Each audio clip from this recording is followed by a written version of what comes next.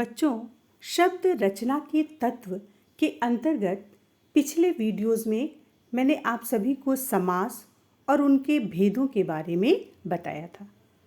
अब शब्द रचना के तत्व के अंतर्गत मैं आप सभी को उपसर्ग एवं प्रत्यय तथा उनके प्रकार के बारे में जानकारी दूंगी। उपसर्ग। उपसर्ग शब्द दो शब्दों के योग से बना है, उप और सर्ग। उप का अर्थ होता है निकट या समीप और सर्ग का अर्थ होता है सृष्टि या निर्माण करना या रचना करना या बनाना। इस प्रकार व्याकरण की दृष्टि से उपसर्ग का अर्थ हुआ निकट लगकर नया शब्द बनाना या नए शब्द का निर्माण करना।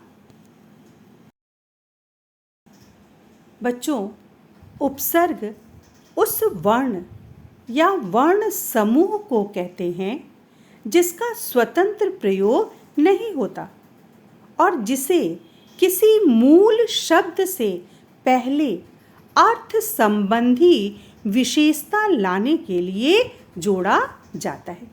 कहने का तात्पर्य यही है कि जो मूल शब्द होता है उससे पहले किसी विशेष अर्थ को अगर बताना है तो उपसर्ग को जोड़ा जाता है। ये मूल शब्द ऋण शब्द होते हैं।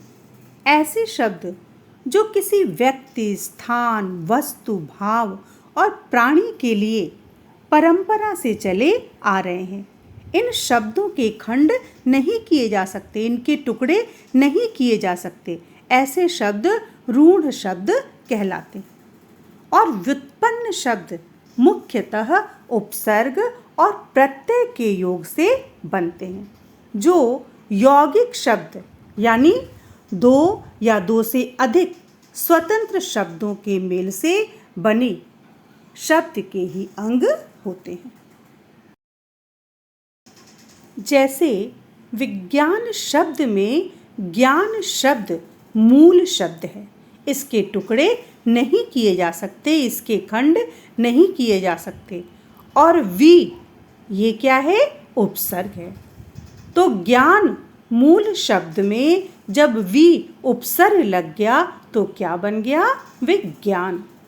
इसी प्रकार प्रदान शब्द में दान शब्द मूल शब्द है और इसमें प्र उपसर्ग लग गया और बन गया प्रदान।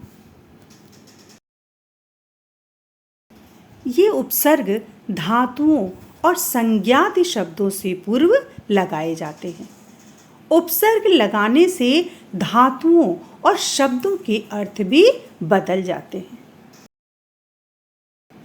बच्चों, उपसर्गों की सबसे बड़ी विशेषता यही है कि इसके साथ मिलकर अनेक शब्द एवं रूप बनते हैं। उपसर्ग के प्रकार।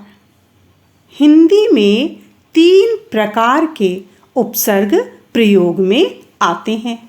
पहला संस्कृत के उपसर्ग, जिसे तत्सम उपसर्ग भी कहते हैं। दूसरा हिंदी के उपसर्ग, जिसे तद्भव उपसर्ग भी कहते हैं। तीसरा अरबी फारसी से आगत यानी आए हुए उपसर्ग। अब आगे के वीडियोस में हम सब क्रमशः एक एक उपसर्ग को उदाहरण के द्वारा समझेंगे।